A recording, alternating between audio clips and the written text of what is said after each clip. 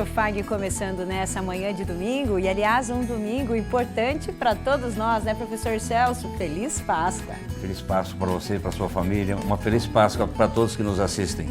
Então vamos acompanhar os assuntos da edição de hoje, dia 20 de abril? Olha só. O programa de hoje está cheio de imagens lindas. Essa é em Capitão Leônidas Marques, numa propriedade na beira do rio Iguaçu. Essa é em São Salvador, distrito de Cascavel, na fazenda da família Dallagnol.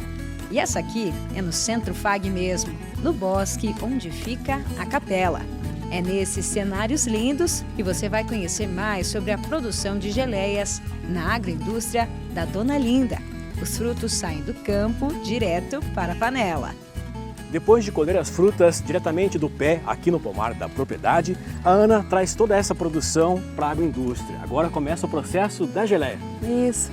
E hoje nós vamos produzir morango, figo que a gente colheu no pé ali e o abacaxi também. Vamos lá.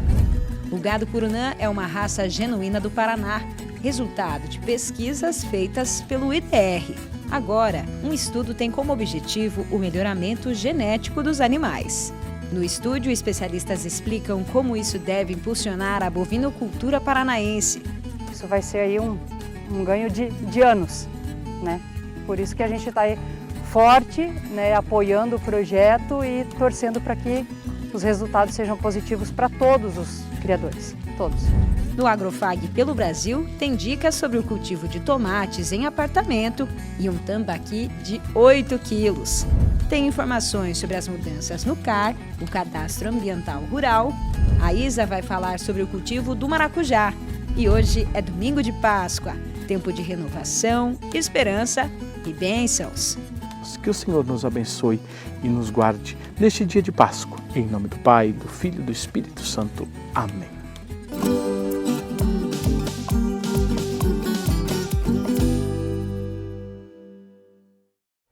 Professor Celso, é Páscoa, uma data importante para toda a comunidade cristã e que também tem tudo a ver com uma instituição que é sagrada para todos nós, né? A família. Antoniera, a família é tudo. É um momento de reflexão da família cristã. Exatamente, é isso aí. A Páscoa é um momento especial em que reunimos a família para comemorar a ressurreição de Cristo, a vitória da vida. E esse sentimento de esperança, renovação, amor, união e fé tem uma ligação muito intensa com o dia a dia no campo, com a rotina de quem produz alimentos, seja na agricultura familiar ou, como no exemplo que vamos ver agora, na agroindústria. Em Capitão Leônidas Marques, a família da Dona Linda produz com muito amor e carinho geleias que são fabricadas com as frutas colhidas na própria terra.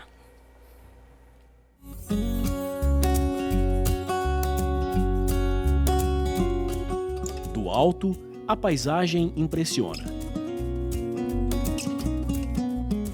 A imagem, que mais parece uma obra de arte, revela o verde intenso das plantações em contraste com o brilho das águas do Rio Iguaçu. É neste cenário que está localizada a propriedade da família Geraldi, na linha Hortelã, zona rural de Capitão Leônidas Marques. São 18 hectares de terra, 14 deles dedicados às lavouras e 2 reservados ao pomar, onde brota não apenas fruta, mas também tradição, história e afeto.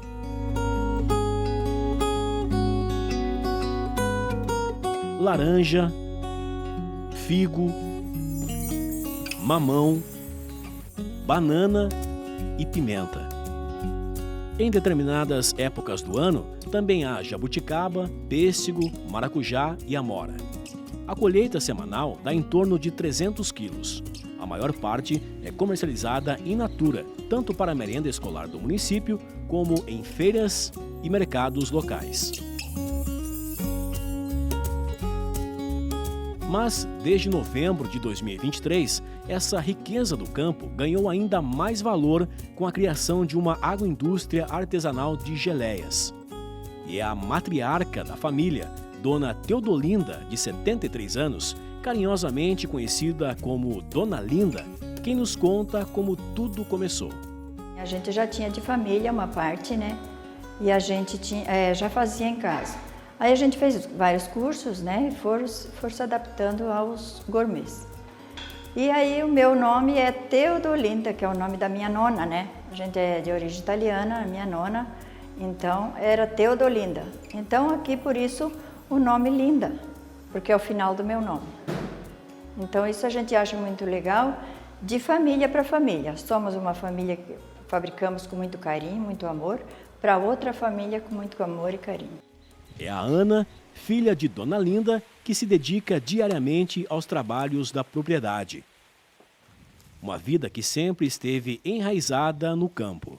Nós somos da agricultura desde sempre. Meus pais já são agricultores, né, desde sempre. Desde que eu nasci na agricultura. Nasci aqui próximo, numa outra propriedade.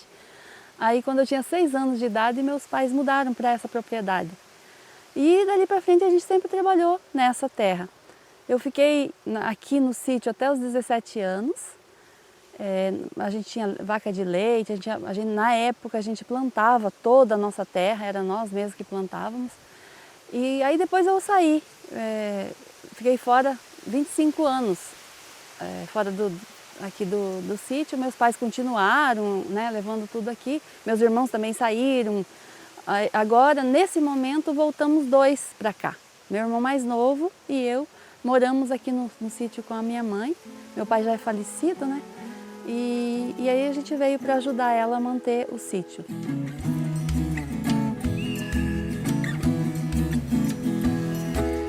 Ana cuida do pomar com responsabilidade e colhe com dedicação as frutas que serão usadas na produção do dia.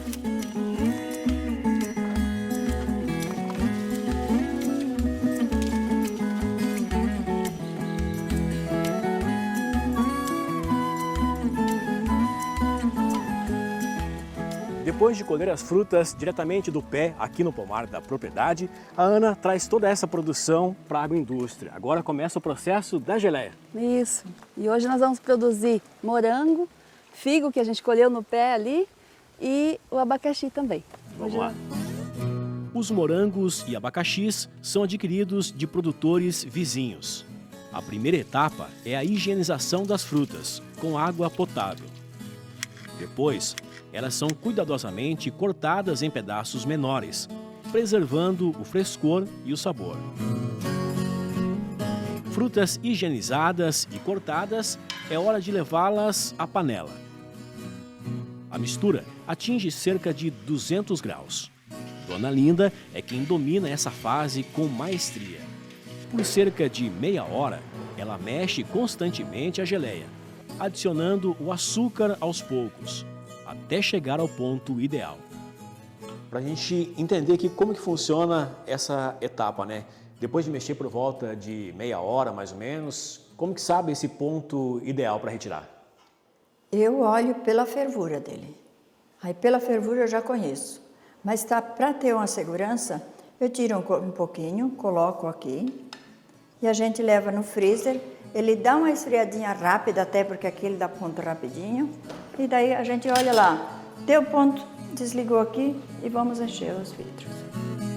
Com a geleia pronta, começa a etapa do envase.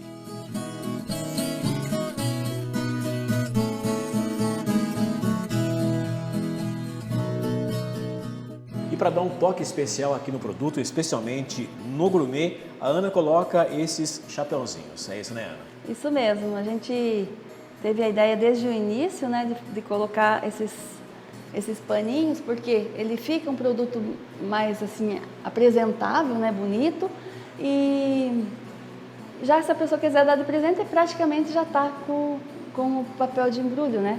Então a gente achou bem legal. E aí, desde o início, faz 1 ano e pouco que a gente está trabalhando com o gourmet e a gente sempre trabalha com o chapeuzinho. Isso se tornou uma marca registrada de vocês também. Marca registrada nossa também, verdade. Todas as opções.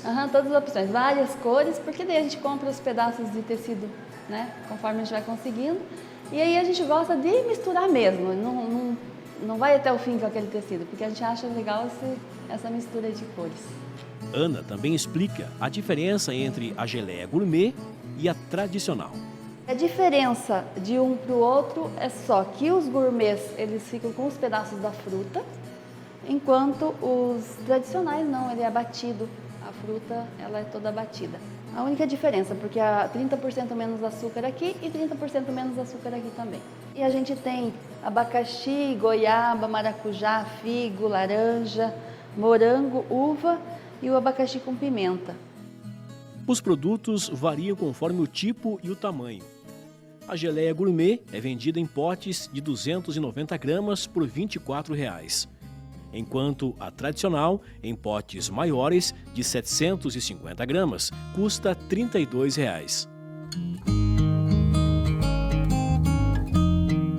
Em cada fruta, em cada geleia, em cada embalagem, o afeto que traduz a essência da marca vem das mãos que dão vida a ela. Olha, a mensagem que eu deixaria é assim: tudo que você fizer com muito amor e carinho, você vai vencer. Então a gente começou muito devagar, devagarinho na casa dos pais, a gente já fazia em casa para a família. E daí depois eu entrei numa fabriquinha, a gente abriu uma fábrica aqui. E aí a gente começou a trabalhar em casa. Saí de lá, e porque até outras dificuldades. E aí a gente começou a trabalhar em casa, com minha filha, meu genro, minha nora trabalhou junto também, então a gente sempre está trabalhando junto em família. E o que a gente deixa assim, tudo que você fizer com amor e carinho, você recebe também com amor e carinho das pessoas.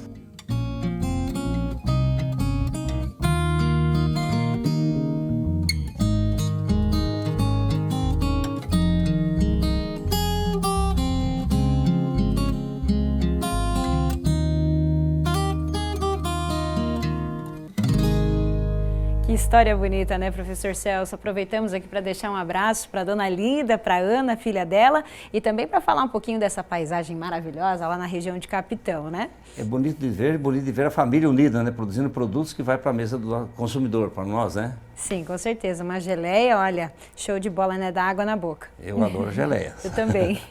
Professor Celso, agora vamos de Agrofag pelo Brasil? Vamos lá, bora lá.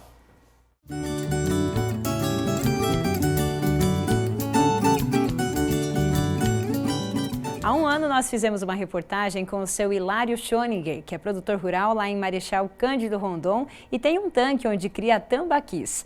Na época o seu Hilário mostrou pra gente um tambaqui com cerca de 2 quilos. E essa semana ele encaminhou para o nosso WhatsApp fotos mostrando como está a produção. Então olha a foto aqui na tela, seu Hilário junto com o Thales, engenheiro de pesca, que ajuda aí na criação e o restante da equipe, né? E esse tambaqui aqui tá com 8 quilos. Então olha só a diferença, né? Ele também enviou uma imagem aqui dos peixes já embalados, né, prontos para serem comercializados, e tem também um vídeo, ele contando um pouco mais lá do dia a dia, olha só. Boa tarde, pessoal. Hoje nós estamos aqui na minha propriedade, eu sou Hilário Schoninger, aqui da linha Belmonte, município de Marechal Cândido Rondon, fazendo uma pequena demonstração dos exemplares que nós temos, que foi feita há um ano atrás, uma reportagem sobre o tambaqui na Agrofag, e mostrando o peixe, como ele evoluiu. Então hoje a gente está comercializando esse tambaqui ali, que é um peixe não comum na nossa região, só que tem uma boa aceitação no mercado aqui da nossa região. Bem, é isso aí. Obrigada, seu Hilário, por lembrar da gente. Parabéns pela sua produção e dedicação ao trabalho. E tem um áudio que foi encaminhado pelo seu Osvaldo, aqui de Cascavel mesmo. Ele acompanha o Agrofag e quer cultivar tomates em vasos. Vamos ouvir o que ele diz. Eu assisto todos os domingos, eu assisto o programa de vocês. Eu amo esse programa. E ali surgiu uma coisa que para mim é interessante. Só que no caso eu queria para comprar as hortaliças, porque eu moro em apartamento. Mas talvez até a gente compre a terra também, porque a gente tem vasos de plantas, né, de flor. E eu estava querendo tentar produzir o tomate, o tomatinho no vaso, né? Então eu queria fazer um tratamento ali para ver se dava certo. Valeu? Muito obrigado, Deus abençoe você e continue aí com esse programa 10 de vocês aí. Ô, seu Osvaldo, muito obrigada pelo carinho e pela audiência. É uma honra para a gente saber que o senhor e sua família nos acompanham todos os domingos. E olha a dica aí, para o senhor cultivar os tomates no apartamento mesmo. Quem traz as orientações é a nossa parceira aqui do Agrofag, a Isa. Olha só. Então, respondendo a dúvida do seu Osvaldo, que quer produzir um tomate orgânico em casa, né, no apartamento, o que a gente recomenda? A primeira questão é a escolha do vaso. Então, recomendamos um vaso com mais de 30 centímetros e que tenha furos embaixo para a drenagem da água. O solo, ele pode utilizar um substrato, que é o que a gente utiliza aqui na Fazenda Escola, e pode ser comprado ali na Casa Agropecuária, tem um valor acessível. Junto também na Casa Agropecuária, fazer a aquisição da semente, o plantio dessa semente no solo de forma bem superficial, para que ele consiga se desenvolver. A parte de irrigação, então uma irrigação diária. Deixar o tomate sempre num local que tenha sol, porque ele tem uma demanda de luz solar maior. A nutrição, pode utilizar o composto orgânico produzido aí na sua casa, restos, né, como casca de ovos. O que é importante para o tomate? Ele precisa ser tutorado, que é ficar nesse processo que a gente tem aqui. Então, dentro de um apartamento, você consegue fazer ele com auxílio de uma madeira, até mesmo um cabo de vassoura. E é só ir amarrando ele com o barbante para que ele fique em direção à luz, fique reto, né? Caso tenha alguma questão de praga e o cultivo que o seu Oswaldo quer é orgânico, a gente recomenda usar o NIM. Então, o extrato de NIM também pode ser adquirido na Casa Agropecuária. Ele é recomendado para cultivares aí, para culturas de forma orgânica. E aí o seu Oswaldo, ele vai conseguir ter uma produção, ele vai conseguir cultivar de forma simples e prática dentro do apartamento dele. É isso aí, valeu Isa! E seu Oswaldo, continue sempre com a gente, encaminhe fotos mostrando como está a sua plantação de tomates, viu? Um recado agora para você que quer participar com a gente no programa, esclarecendo dúvidas, enviando fotos e vídeos, compartilhando informações e novidades aí da sua região ou sugerir assuntos para tratarmos aqui. Entre em contato com a nossa equipe via WhatsApp. O número é 4533213970. Estamos em todas as redes sociais, no Instagram, TikTok, YouTube e também lá no Facebook. Participe com a gente. E agora tem mais Isa aqui no Agrofag, só que dessa vez ela está na Fazenda Escola e as informações são sobre o maracujá.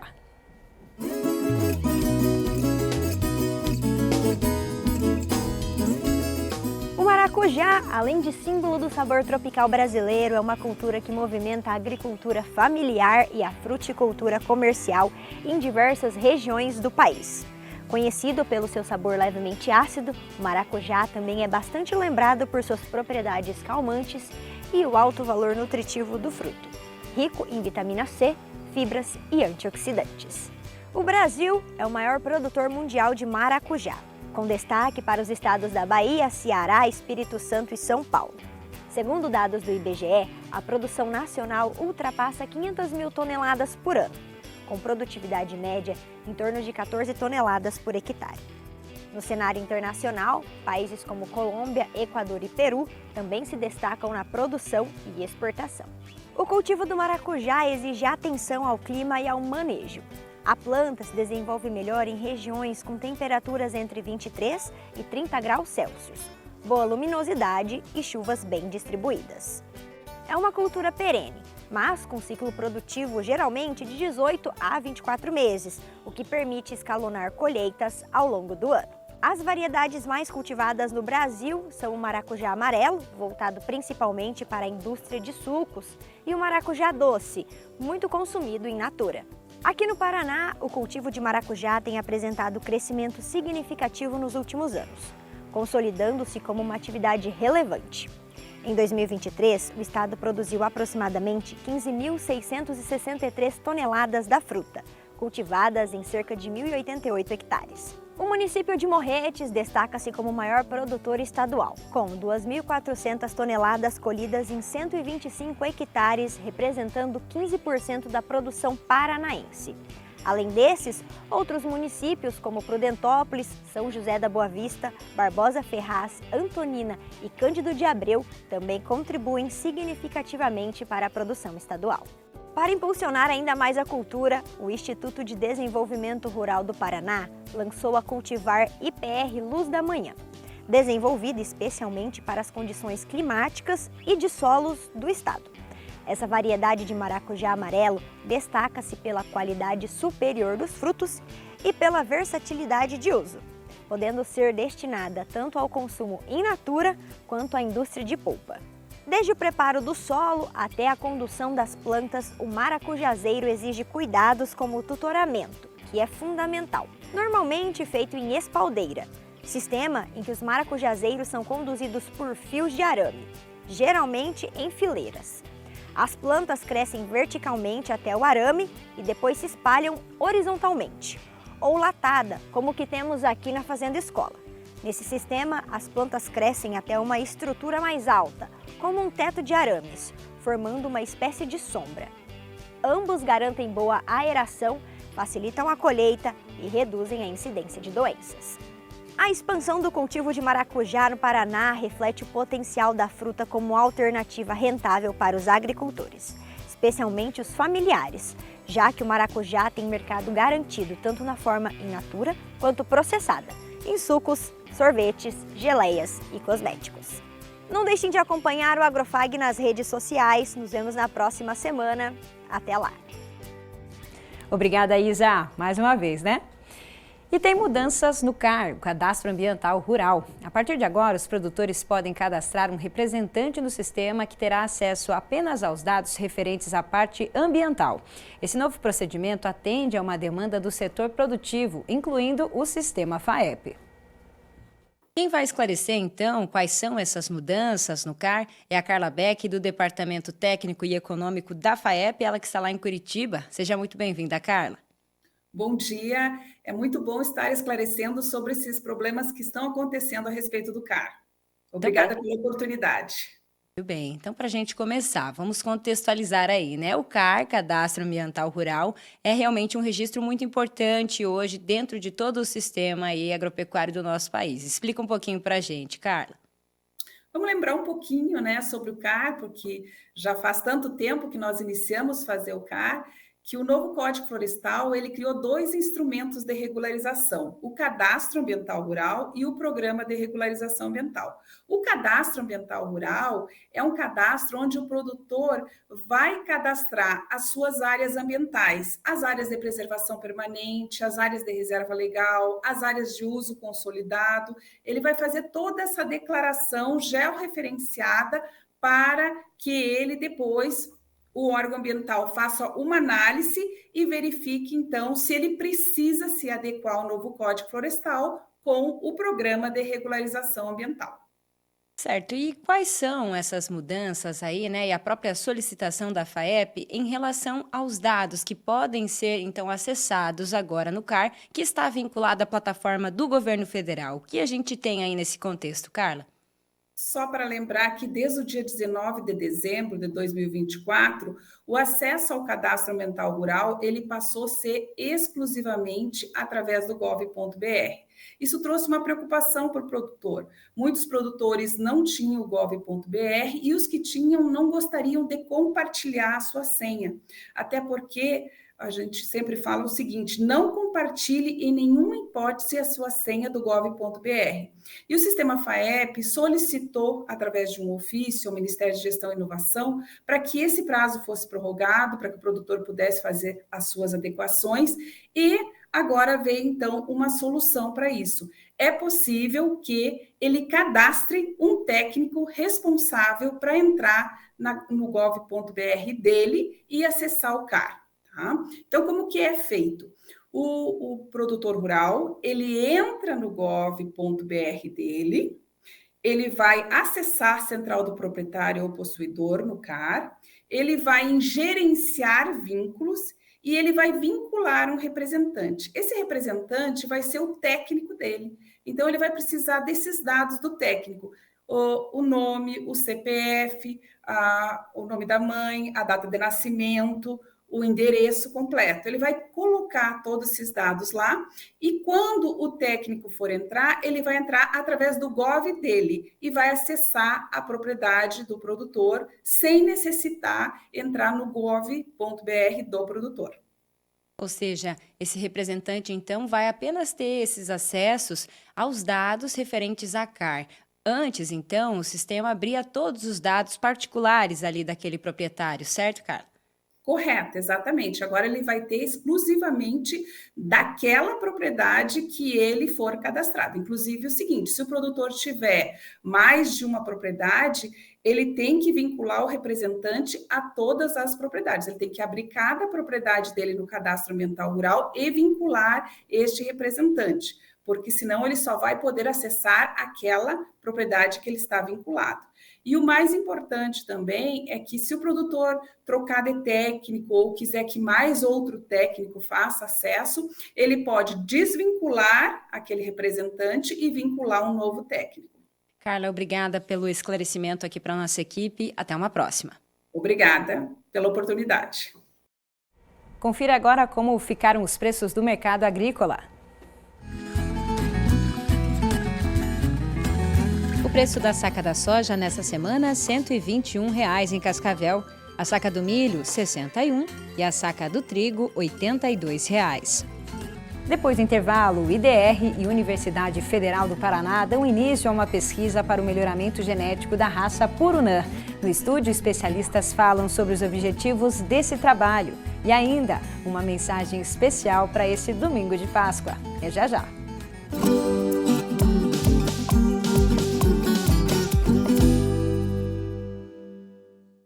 Medicina FAG, terceiro melhor curso do Brasil. Excelência comprovada, corpo docente de alto nível e infraestrutura de ponta. O ENAD 2025 reafirma: Medicina FAG é o melhor curso de Cascavel e o terceiro melhor entre as instituições privadas do país. Centro FAG, tradição e inovação para formar os melhores profissionais de saúde.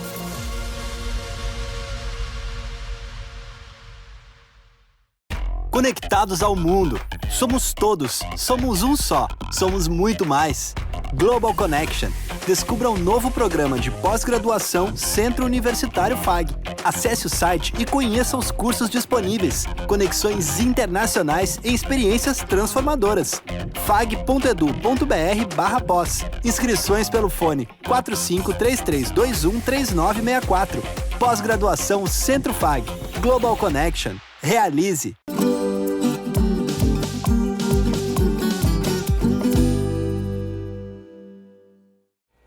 A raça Purunã é genuinamente paranaense. Ela foi desenvolvida por pesquisadores do IDR ainda na década de 80. Agora, uma pesquisa da Universidade Federal do Paraná tem como objetivo trabalhar o melhoramento genético dos animais.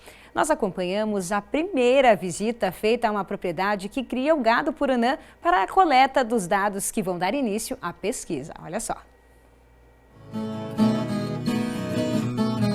Nas primeiras horas da manhã, a neblina ainda se espalha sobre o pasto. É o campo despertando com os passos do rebanho. A Fazenda Santo Antônio fica em São Salvador, distrito de Cascavel.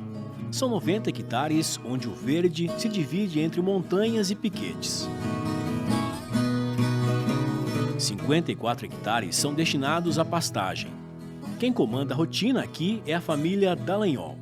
A Raquel aprendeu com o pai, seu Ernesto, a cuidar e observar o rebanho, que é de gado Purunã, uma raça genuinamente paranaense. Nós estamos aqui com a nossa propriedade desde 2017, né? Com a raça Purunã. Hoje estamos aí com em torno de 210 cabeças. Tá? Nossa propriedade é relativamente pequena, mas estamos aí com 210 cabeças. Hoje trabalhamos com 3 raças, a Purunã, Nelore e Tabapuã, sendo o mais forte nosso é a Purunã, com mais de 80% do rebanho é Purunã. Hoje o foco principal de vocês dessa criação do Purunã, do rebanho, qual que é o destino deles? Então, hoje o que nós temos? Como nossa propriedade é relativamente pequena, a gente não consegue fazer a cria, recria e engorda, que seria o ideal. Então, hoje o nosso foco é a cria. Quando nós fazemos a desmama, então, nós ficamos com matrizes, que pela avaliação da equipe técnica, dos pesquisadores do Purunã, são mais propensos a ir a dar ótimas matrizes, então a gente fica para renovar o rebanho. E o restante, então, a gente repassa. Nós temos clientes aí no Paraná inteiro, alguns fora do estado, em que a gente repassa as novilhas e reprodutores também. Hoje, além dos olhos atentos dos criadores, há outros olhares voltados para a raça Purunã. O professor Alexandre e sua equipe de estudantes de Medicina Veterinária da Universidade Federal do Paraná, campus de Palotina, estão à frente de um projeto inédito para mapear o material genético dos animais da raça Purunã. A raça Purunã ela foi criada pelo Instituto de Desenvolvimento Rural do Paraná, hoje, antigo IAPAR, e ela tem o objetivo de abranger vários biomas do estado do Paraná. Vê-se a necessidade hoje, para a evolução das raças, que se utilize avaliações genômicas, dada a sua importância de associar os genes à produtividade, a produção de carne, produção de qualidade de carcaça, e além de outras características como o desempenho de peso a diversas idades. E aí, como não tinha ainda a perspectiva de fazer essa análise na raça, surgiu a oportunidade da gente propor esse projeto para o Estado. E foi o que nós fizemos. A ideia ganhou apoio do IDR Paraná e a pesquisa saiu da teoria para o campo. A propriedade da família Dallagnol foi a primeira a ser visitada. A coleta das informações começa com a identificação de cada animal, por meio do código que está no brinco. Uma espécie de RG com a ficha completa de nascimento e histórico. Depois, alguns pelos são retirados da cauda. Ali está o DNA. Os pesquisadores também avaliam o score de carrapatos, uma forma de medir a resistência natural de cada animal. Tudo é catalogado, anotado e fotografado. A partir do momento que foi feita a coleta dos dados aqui na propriedade, agora vai para um laboratório no estado de São Paulo. A partir de quantos dias, mais ou menos, já tem esses resultados? Essa amostra de material biológico, que são os pelos da cauda dos animais, elas são acondicionadas em envelope e mandadas para um laboratório no estado de São Paulo, que em aproximadamente 90 dias retorna os dados genômicos. Quando a equipe receber esses dados genômicos, eles será realizada uma avaliação genômica, associando esses dados genômicos aos dados fenotípicos coletados, desempenho, peso, ganho de peso, peso de desmame e assim por diante, e cada animal receberá um valor, um referencial, podendo classificar esses animais entre os melhores, com os resultados genômicos, até os piores. E aí esses animais que são mais bem classificados, nós vamos recomendar a reprodução deles, em multiplicação, e esses vão gerar animais melhoradores no rebanho, que são mais produtivos em cada característica e também buscar essa resistência ao carrapato.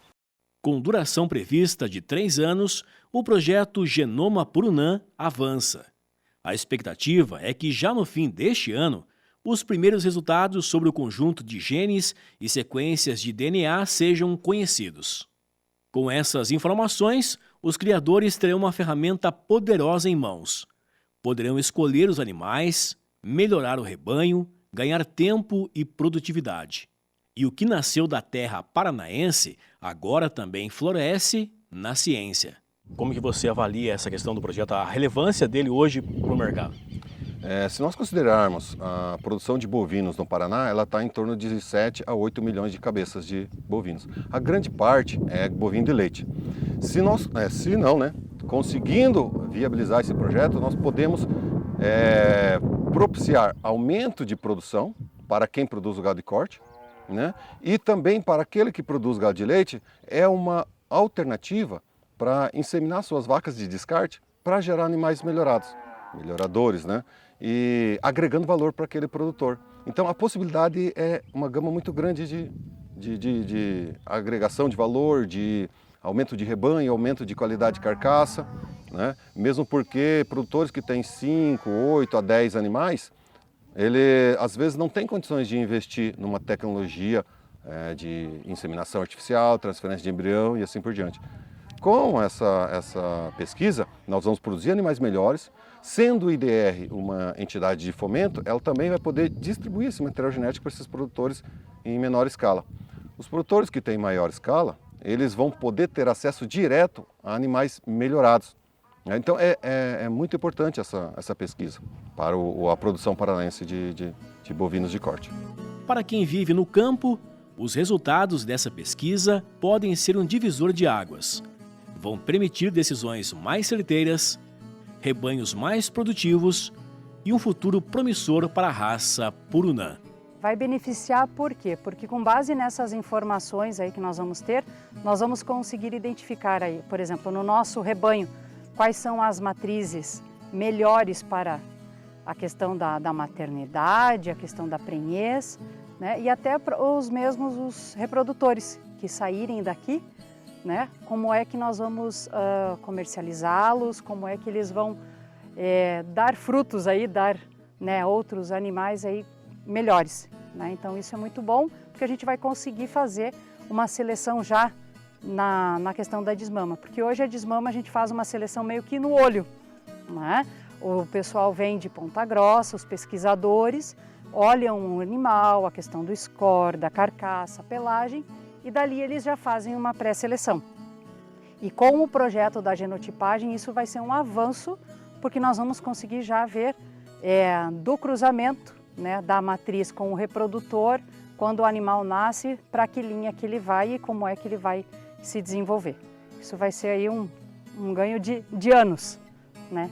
Por isso que a gente está aí forte, né, apoiando o projeto e torcendo para que os resultados sejam positivos para todos os criadores.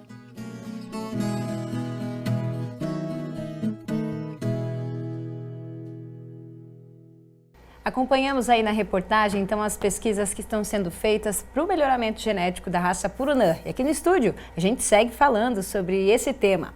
Quem está aqui com a gente nessa edição, Endrigo de Carvalho, extensionista do IDR Paraná de Cascavel. Seja bem-vindo mais uma vez, Endrigo. Muito obrigado, agradeço mais uma vez a oportunidade, né, de estarmos aqui conversando um pouquinho sobre a raça Purunã. Show de bola, isso aí. Professor Alexandre Lezer também, pesquisador e professor lá da UFPR de Palotina, acompanhou aí a reportagem, né? Esteve na reportagem e agora aqui no estúdio. Seja bem-vindo. Muito obrigado pelo convite, uma satisfação estar aqui com vocês. Vamos começar falando e relembrando aí, né, dessa raça que tem mais de 40 anos de pesquisa, de desenvolvimento.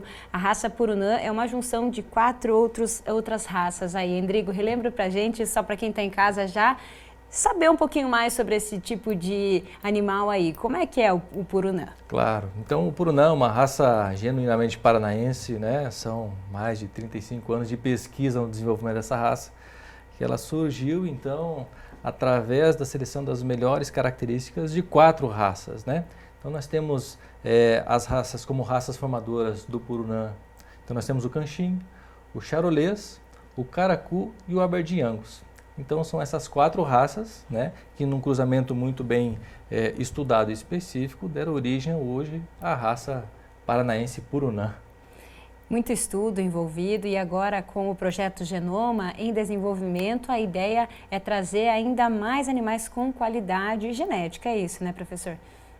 Sim, o projeto de Genoma Purunã, ele vem para buscar esses animais que têm características mais interessantes, como desempenho, resistências e esses genes que são responsáveis por essas características. Determinando esses genes, né, em que os animais estão carregando, a gente tem mais assertividade, a gente chama de acurácia, né, na escolha dos melhores animais. Então a chance de errar escolhendo os melhores animais, ela diminui muito com o projeto, com a genotipagem dos animais. Perfeito. Hoje não tem nenhuma genotipagem dessa raça aí, né? As outras raças já tem genotipagem, né, professor? Então seria um marco inicial, vamos dizer, para a seleção de progenitores superiores aí na raça Purunã. Sim, eu costumo dizer para os meus colegas, né? Muitas raças têm a genotipagem. Inclusive hoje, por exemplo, para você inserir um reprodutor numa central de coleta de sêmen, exige a genotipagem. No Purunã, nós vamos viabilizar a genotipagem de praticamente 100% da população viva hoje, né? Enquanto outras raças não chega a 10%. Por exemplo, o Angus, que tem milhões, eu acredito, de animais genotipados, não chega a 10% da raça. E o Purunã vai poder fazer a genotipagem de 100% dos animais vivos hoje. Isso abre caminho para uma empresa, o IDR, ou para a própria universidade, ou para alguns agricultores ou cooperados, a poder escolher vamos dizer, um indivíduo, né, que seja superior e poder explorar o seu sêmen com inseminação, como existe o zebu no Uberaba, esse monte de coisa. Seria assim mais ou menos?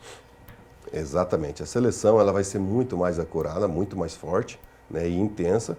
E realmente, somente os animais que carregam os melhores genes que vão ser multiplicados e vão ser levados adiante. Aquele animal que nasceu, coletou o material biológico, fez a genotipagem e você já identificou que ele tem pouca chance de estar entre os melhores, esse você não precisa direcionar para um acabamento, para virar um reprodutor. Você direciona ele já para o rebanho comercial.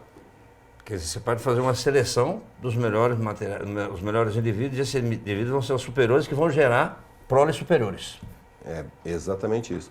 Esses animais que concentram esses genes de interesse, você já direciona ele para eles virarem reprodutores. Enquanto os outros que têm menor quantidade ou menor proporção dos genes de interesse, ou um gene de doença ou algo assim, ele já vai direto para o rebanho comercial, onde ele vai virar, vai ir para o comércio e não vai virar reprodutor. Um exemplo que nós estamos conversando aqui no bate-papo, aqui nos bastidores, né? Nós conversamos sobre carrapatos, né? Certo? Que existem indivíduos que têm alto ataque de carrapatos, outros que não tem nada, né? E outra carcaça, né? Uns que são mais produtivos e menos produtivos. Seria isso, você detectaria pela genotipagem? A genotipagem, ela avança muito porque, como que numa mesma população, tem alguns animais que são susceptíveis a, por exemplo, carrapatos, e outros não. E eles são da mesma população. Por que isso? Aí a gente vai buscar esses genes que esses animais que são resistentes estão carregando e identificar, está associado esses genes à resistência? Se sim, quando os animais nascerem, nós já sabemos, esses aqui carregam os genes de resistência, então vamos investir nesses, né? Por quê? Porque, como nós falamos no bate-papo, o produtor, ele conseguindo diminuir de 2, 3, 4 manejos de carrapaticida, por exemplo, valor agregado que ele vai colocar na produção dele e diminuição dos custos. Então o lucro dele também aumenta. Uhum. Agora, falando aqui com o Endrigo, hoje, então, os animais do IDR Paraná estão passando por esse processo de genotipagem e também para a gente trazer para quem está em casa a característica principal aí também, o direcionamento desses animais é para corte, né? Apesar de que aí alguns animais vão ter esse desenvolvimento bacana para questão da pecuária de leite, o corte é o principal, então, na raça Purunã. E fazendo esse tipo de seleção também vai melhorar esse desenvolvimento. Claro, então, como você mesmo disse, a raça Purunã é uma raça para corte, né? Então, embora ela tenha uma característica, né, professor, a gente estava conversando antes também, de uma boa produção de leite, mas é uma raça para corte. Então, essa característica de produção leiteira, que ela foge um pouquinho da curva da população, das outras raças de corte, ela vai ter um reflexo lá no bezerro. Então, vai proporcionar um bezerro de melhor desenvolvimento, a vaca vai conseguir desmamar esse bezerro mais pesado. E quando se parte por uma tecnologia na linha do projeto Genoma, essa tecnologia ela permite trabalhar, vamos dizer assim, vamos gastar energia e recurso para os animais que de fato podem trazer o resultado que eu estou esperando. Uhum. Então foi falado na resistência a carrapato, isso não vai eximir o produtor de continuar cuidando dos outros manejos, né, para continuar tendo controle, mas sim vai ter um animal que tenha melhor característica, melhor resistência ao carrapato, tem um animal que tenha melhor produtividade de carcaça, rendimento de carcaça. Então tudo isso através do projeto, através dessa identificação dos genes que são responsáveis, ficará mais fácil do produtor tomar a decisão correta com base naquilo que ele está precisando dentro do rebanho dele. Perfeito. Então ele tem um diagnóstico da vacada dele, sabe o que precisa, ele tem um diagnóstico de quais características ele precisa melhorar, então através da tecnologia deste projeto será possível, então ele está implementando essa característica ou reforçando ou melhorando essa característica no plantel dele. Com o tempo, né? Ganhando tempo aí. Com o tempo. Prevendo já. Isso mesmo. Muito bem. Sim. E inclusive existem genes que não são para uma única característica, né? Muitos genes, eles têm expressão em 2, 3 ou mais características. Né? Não é única e exclusivamente o gene A só atua na característica B. Não é assim. Então, buscar também essa combinação dos genes e aproveitar os animais que têm resistência para esses serem os multiplicadores. E aqueles que têm desempenho como forte, eles vão lá para comercial. Né? Essa parte Voltando agora para a raça Purunã como um geral, né? A raça tem avançado, né? Do Paraná e também fora do Paraná, né? Em outros estados, né? Poderia suscitar alguma coisa nesse sentido aí para o público que está assistindo a gente ficar ciente? Sim, a raça Purunã ela não é exclusiva do estado paranaense. Né? Ela é criada tanto no Mato Grosso do Sul, no Mato Grosso, Rondônia, Piauí, o Mato Piba, região do Mato Piba ali também tem propriedades ali, né? E com excelentes resultados. Né?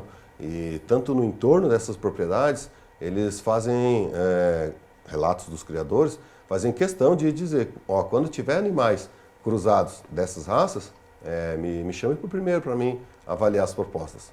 Então tem um poder de adaptação muito grande o Purunã. Sim, ele é feito para ser adaptado.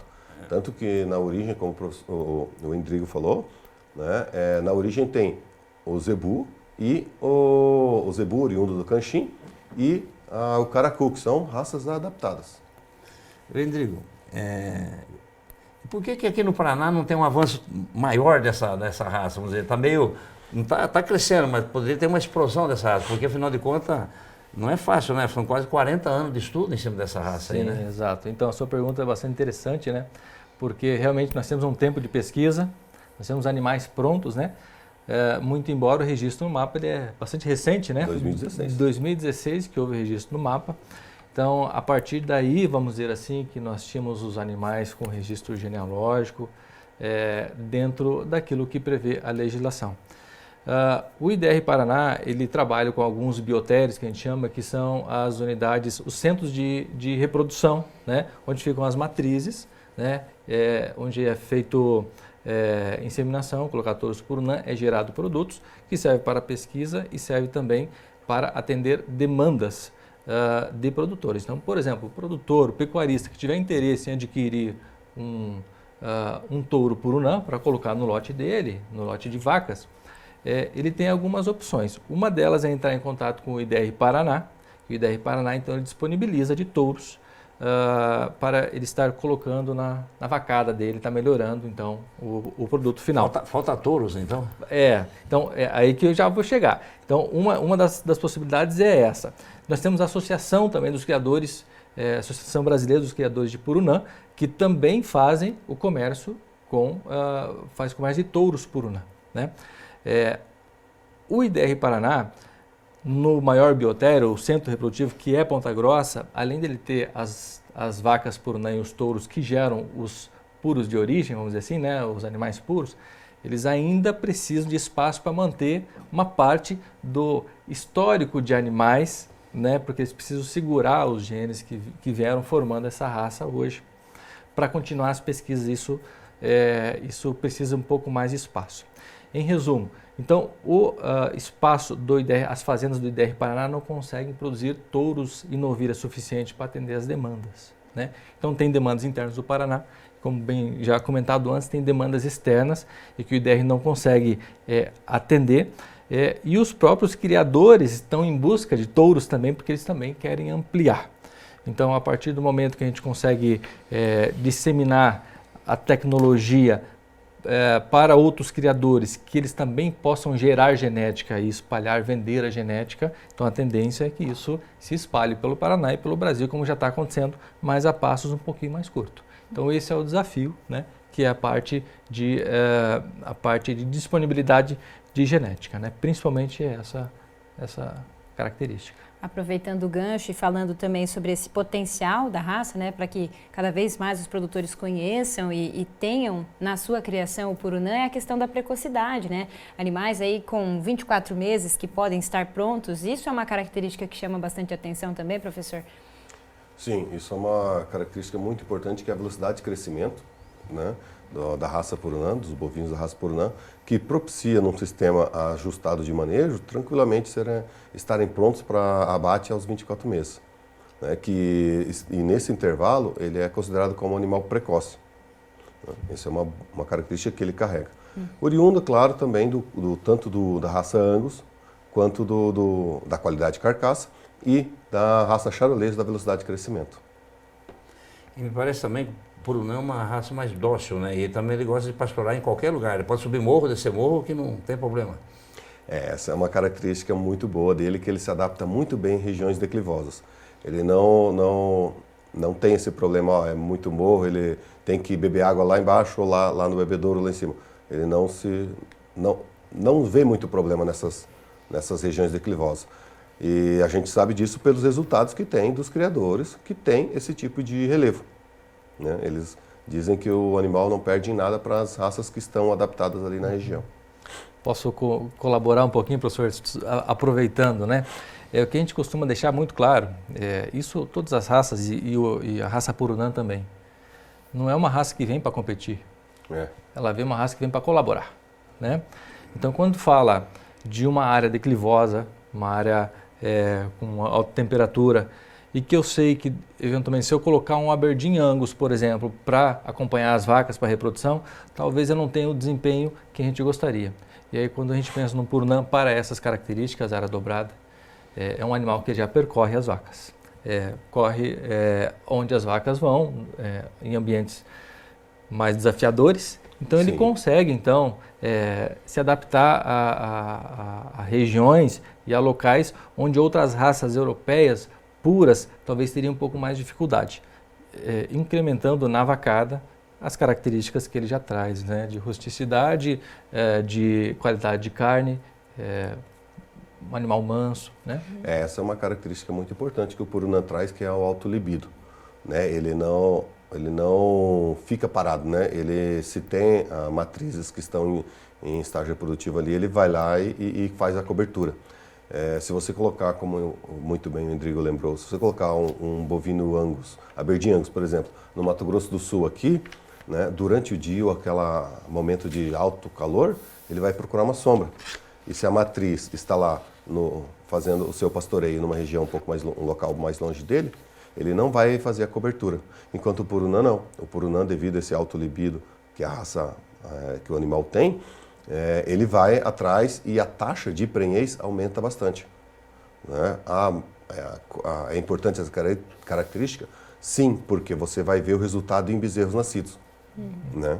Essa característica. Tá aí, então, várias informações sobre o Purunã, benefícios também que essa raça tem, né? E a gente quer agradecer vocês por compartilharem um pouquinho mais sobre essas informações conosco. E até uma próxima, Endrigo. Obrigada também e até a gente se vê numa próxima oportunidade. Eu que agradeço novamente, agradeço a oportunidade, agradeço ao professor aí por a gente poder, né, trocar essas ideias juntos, né? Então, muito obrigado. Isso aí, show de bola. Professor Alexandre, obrigada. Até uma próxima também. Agradeço muito pelo convite, estou à disposição, a UFPR Palotino está lá à disposição também. Se vocês quiserem aparecer e conversar, estamos à disposição. E agradeço também a presença do Endrigo aqui, que nos engrandece aqui com o seu conhecimento. A gente vai seguir acompanhando a raça, né? Os projetos de pesquisa. Até uma próxima, gente. Vamos agora conferir como fica o tempo para os próximos dias na nossa região.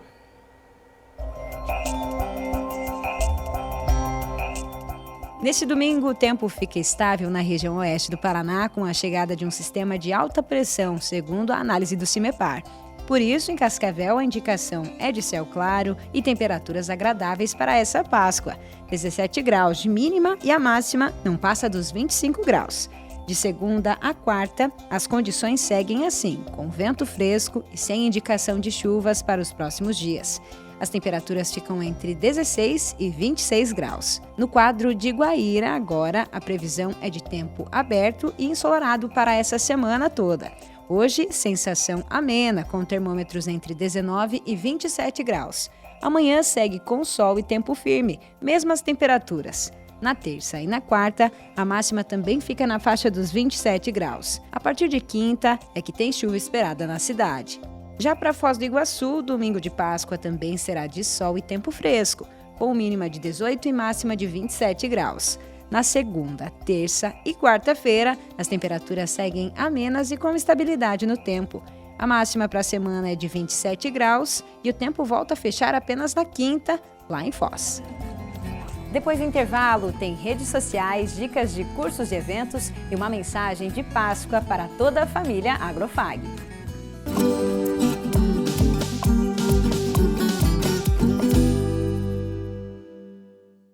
Medicina FAG, terceiro melhor curso do Brasil. Excelência comprovada, corpo docente de alto nível e infraestrutura de ponta. O ENAD 2025 reafirma: Medicina FAG é o melhor curso de Cascavel e o terceiro melhor entre as instituições privadas do país. Centro FAG, tradição e inovação para formar os melhores profissionais de saúde.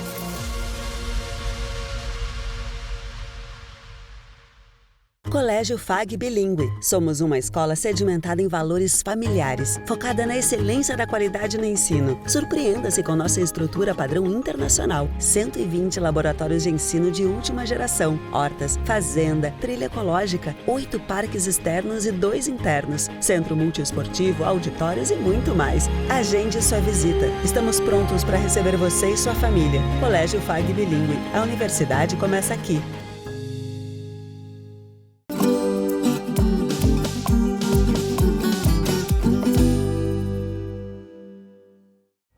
Páscoa é esperança, renovação. Páscoa é vida, vida e fé.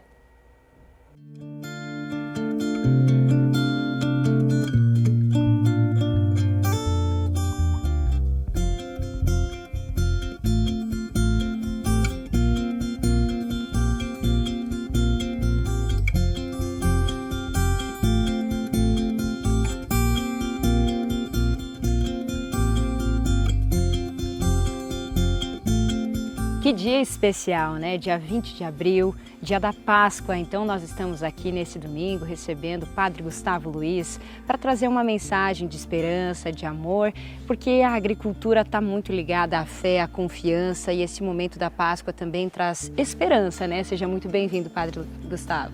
Obrigado, Antoniela, pelo convite. Quero aqui cumprimentar você e também todos aqueles que estão nos acompanhando neste domingo de Páscoa, né? A gente vê, então, que esse é um momento de reunir família, reunir amigos, para que esse tempo de fé, tempo de esperança aí também, que a gente traz muito relacionado à agricultura, também esteja presente, né? E essa é a sensação que a gente tem nesse domingo de Páscoa, né, Padre? Justamente é o Cristo ressuscitado, aquele que vence a morte. Passamos esses 40 dias, né, do tempo quaresmal, preparando o nosso coração, preparando a nossa vida para que esse Cristo ele venha e nós possamos acolher essa luz do Cristo ressuscitado e transformarmos o nosso coração para que os frutos, né, sejam eles espirituais e materiais, a partir da sua ressurreição, seja aí acolhido dentro do nosso coração e nos transforme. E nós estamos aqui, né, em um ambiente que vai muito de encontro à dimensão da agricultura também, né? Estamos aqui no bosque da FAG, justamente a capela, né, dedicada a Częstochowa, né, a padroeira da Polônia também, da Polônia, muito querida também pela família Gurgas, né? E aqui nós temos a dimensão espiritual, a dimensão material, é aquela semente que se joga na terra.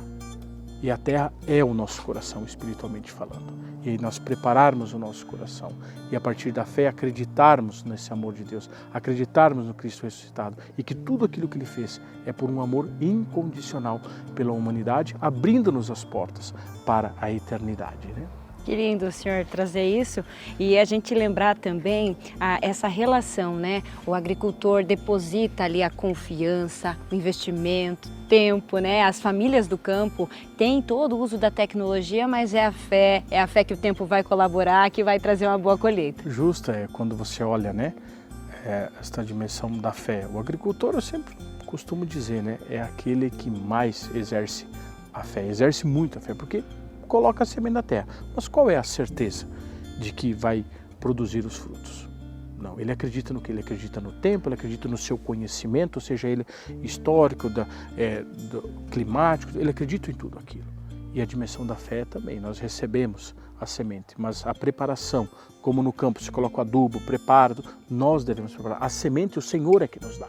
Agora o fruto o fruto ele vai realmente ser usufruído por nós se nós realmente fizermos aquela semente ser transformada e aqueles frutos eles vão ser colocados do amor, da misericórdia dentro da nossa vida, mas nós temos que acolher nosso coração e a partir daí, aos poucos, nós vamos nos transformando e buscando, elevando o nosso espírito, a nossa alma e cada vez mais chegando à salvação do nosso espírito. Quando nós olhamos para a passagem, né, do semeador, é justamente o semeador e a semente são os mesmos. O que muda é o terreno e o terreno é o nosso coração. Então que estejamos sempre com o nosso coração preparado. Nos preparamos neste tempo quaresmal, neste tempo da Semana Santa, mas sempre preparando o nosso coração. Deixando de lado as coisas e os apegos deste mundo para receber o amor de Deus e Ele ali produzir os frutos e nós deixarmos que o milagre material e espiritual sempre aconteça em nossa vida. E é nesse clima de dedicação, de confiança que a gente deseja a todos que nos acompanham uma ótima Páscoa aí, né? Um ótimo domingo e para celebrar e comemorar realmente esse momento tão especial. Isso. Gostaria de deixar uma mensagem também, né? Uma feliz e santa Páscoa a todos aqueles que nos acompanham de um modo muito especial, que a luz do Cristo ressuscitado possa iluminar o seu coração, iluminar a sua vida, iluminar sempre os seus caminhos, a sua família e tudo que você realizar, querido irmão, querida irmã, em palavras ou em obras, seja no seu coração, na sua família, seja sempre para a maior honra e glória do nosso Senhor e Salvador Jesus Cristo e para a salvação da alma sua e dos seus irmãos. O Senhor esteja convosco, Ele está no meio de nós. Que o Senhor nos abençoe e nos guarde neste dia de Páscoa. Em nome do Pai, do Filho e do Espírito Santo. Amém. Amém. Obrigada, Padre Gustavo. Nada, imagina. Até a Deus próxima. abençoe. Amém. Obrigado. Confira os preços do mercado de proteínas em nossa região.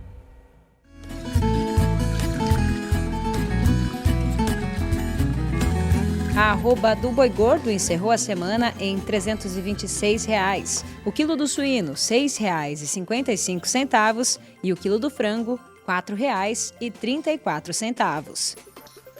Vamos agora às dicas de cursos e eventos aqui? Começamos mostrando, então, esse que é um evento tradicional lá na cidade de Maripá, 35 anos aí já sendo realizado, então, né? Começou dia 5 de abril e vai até o dia 27, então, que é o arrancadão de tratores lá na cidade das Orquídeas. Mais informações vocês podem encontrar lá no site da Prefeitura de Maripá. Temos também aqui a indicação, olha só, do webinar a respeito aí da soja de baixo carbono organizado pela Embrapa, plantas de cobertura no sistema de produção de soja. Vai acontecer no dia 22, das 9 horas da manhã até as 10h30, com, olha só, Henrique De Biasi, pesquisador da Embrapa Soja, e Cleverson Posebon, assessor técnico da Fazenda Anaí, no Paraguai. Para você se inscrever, tem o QR Code na tela e aí você participa desse bate-papo muito interessante que pode agregar demais. Temos também vamos ver dia de campo do maracujá e mamão. Essa é uma alternativa aí do IDR Paraná também, em parceria com algumas empresas. Eles enviaram para nossa equipe, para você que de repente vai estar passando lá pela região, então, né, no dia 23 de abril, a partir do meio-dia, né, meio-dia e meia até as 4h30 da tarde, lá na propriedade da família Anaí, Estrada Sarandi, em Marialva. Professor, agora, olha só, também outra opção lá em Cruz Matina, região norte do Paraná? Entre Maringá e Vaiporã, mais próximo a Vaiporã. Para quem estiver passando por aquela região ali também, né, tem a tarde de campo, cultivo do abacateiro, é a época do abacate, né? Sim, o abacate é gostoso. Eu adoro também, dia 24, na quinta-feira, a partir da 1h30, lá na propriedade do seu Edevaldo Estrada e Alessandro Estrada. Então, para quem quiser saber mais, olha o QR Code está na tela e vocês podem aí conhecer um pouquinho mais da cultura do abacate. Para a gente finalizar aqui as nossas redes sociais, olha o convite da Associação Regional dos Engenheiros Agrônomos de Cascavel.